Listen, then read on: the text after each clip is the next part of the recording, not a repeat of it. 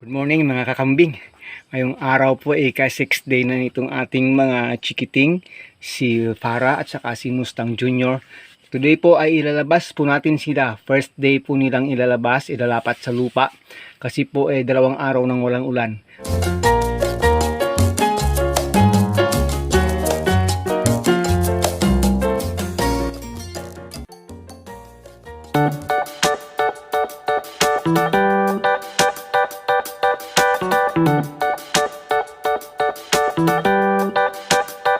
Previously po, yung mga naunang nanganak nating kambing, kahit first, second, third day pa lang, days old pa lang, nilalabas natin kasi nga native po sila. Pero ngayong nagdaang araw po kasi puro tayo ulan. Kaya ito, napilitan tayong i-confine sila dito sa loob ng kanilang goat house. So ngayong araw po start po natin silang ilagay sa lupa at i-monitor po talaga natin sila. Bakit ba? Bakit ba? Sabihin po natin mamaya yung mga importance po niyan mga ka-agree. So mga kakambing, ngayong araw po this is the first time nilang makakaapak ng lupa. Ito yung kanilang nanay sa harapan ko. Ano ba yung mga importance? Sige po, sabihin po natin sa inyo. Yan po, gusto nang dumedi talaga yan. This is the first day. Yan po. So yan po, first day po nilang umapak sa lupa. Ayan, at dito po natin sinalagay sa pinag-ulingan kasi po ensure po tayong na ano yung lupa dito. Sanitize yung lupa dito. Kahit na pumunta na rin sila sa ibang area ng pastulan, okay na rin. Pero dito na natin muna sinalagay. Ano ba yung importance mga ka-agree? Kasi po, yun ay para na mag-umpisa po silang mag-adapt sa klima at sa surroundings. Para makapag-umpisa mag-adapt talaga yan. First day nilang nakaapak ng lupa pero talagang maliksing-maliksi na po sila. Hinihintay lang natin na walang ulan at saka okay yung panahon talaga. Yung pangalawang reason po para po makapag-start na silang ayan po, mag-try ng damo at dahon. Yan po nag-uumpisa na talaga 6 days pa lang yan, 6 days.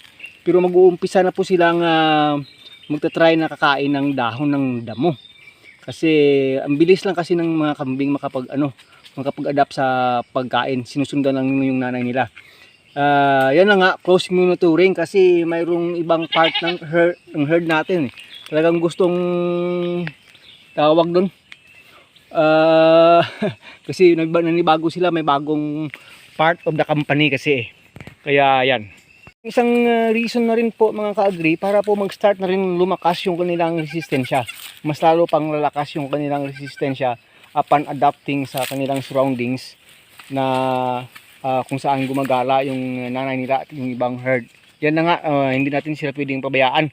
Kasi baka masuwag pa ng mga ito. Kasi ito kasi sila, masyado silang makulit. Kaya dapat mabantayan mo yung mga maliliit na yan. Kasi dapat nga may separate area sila talaga na may fence. Nawala yung iba na ito kaso wala pa tayong enough na fund para dyan kasi mag-fencing po tayo dun. Yung isang reason pa mga ka-goats, yung mas makilala pa kanila, lalo yung nanay nila.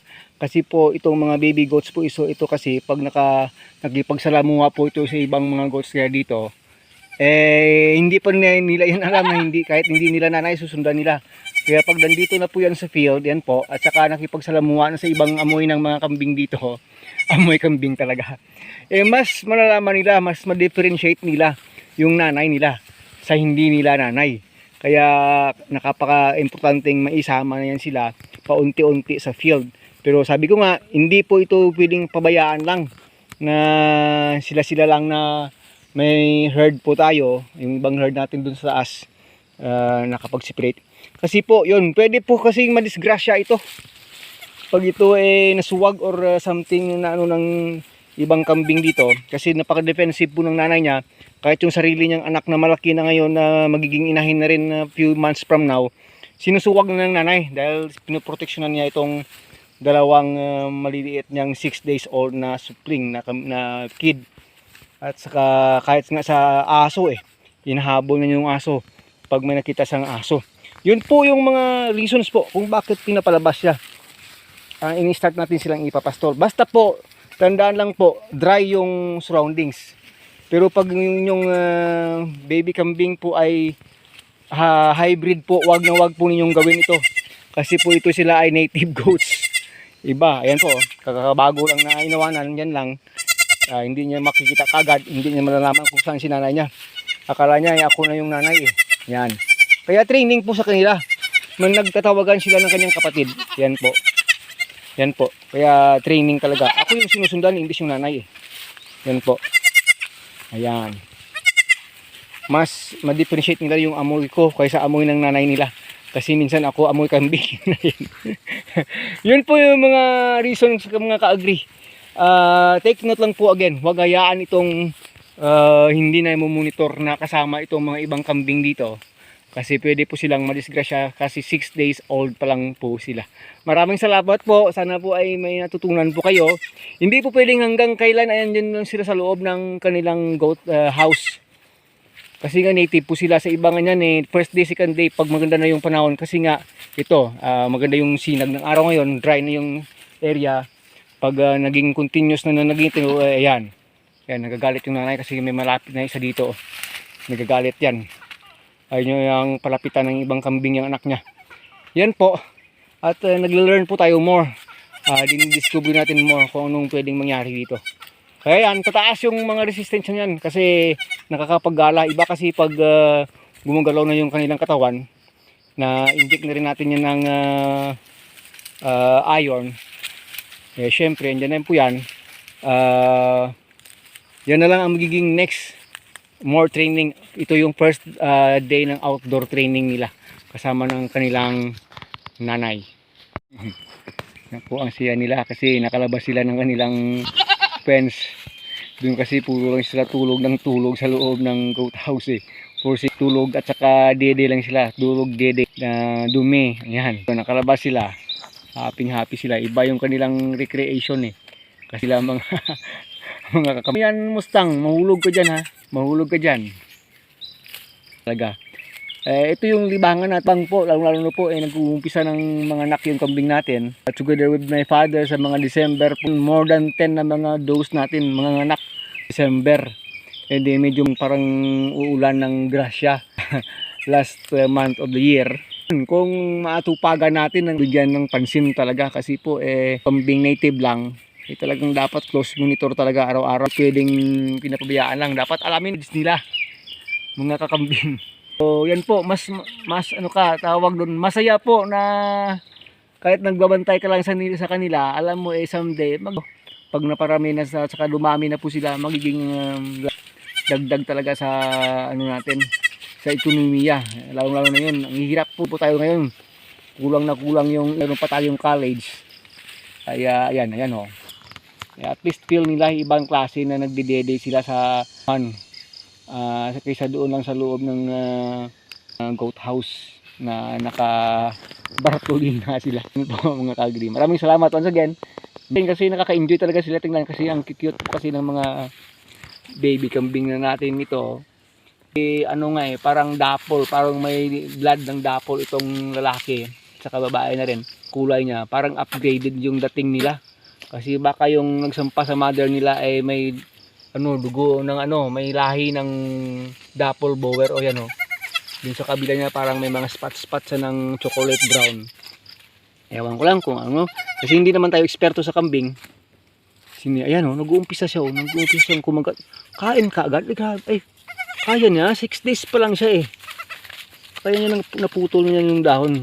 Kaya yan, pag nag-uumpisa na yan, just within a number of days, kaya na nilang kumain ng damo. Yan, busy yung mother eh. Busy sa kakain. Gusto yung dumede. Pero at least nandito na sila sa labas. Matitrain na talaga silang kakain ng damo. Mag-i-start po sila kasi kahapon doon sa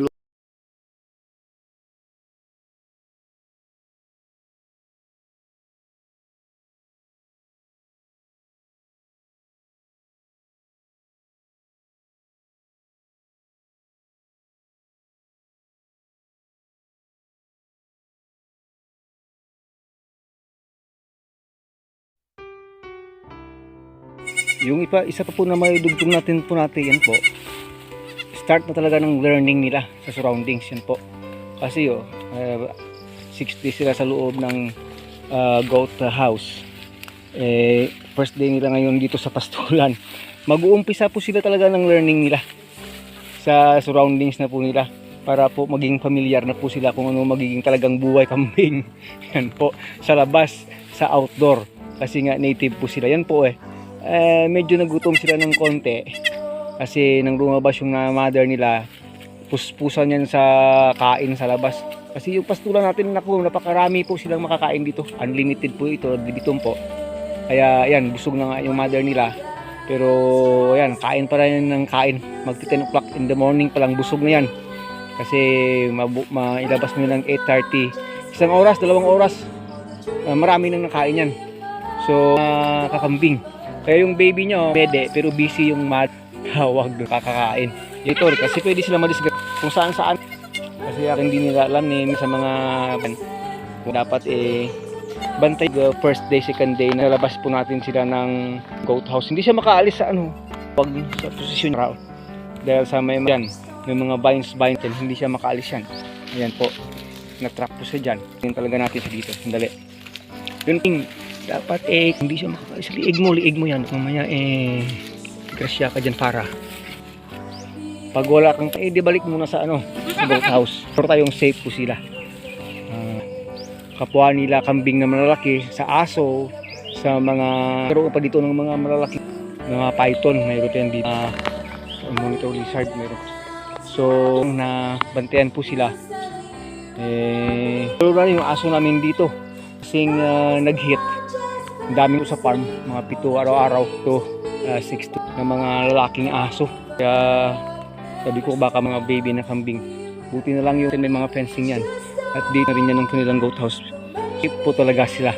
So mga kakambing, nagpapasalamat na tayo. This is the first day training ni Farah at ni Mustafa together with their mother yung panahon na. Babush, maraming salamat. This is your friend na po. May natutunan po kayo ng konti sa atin.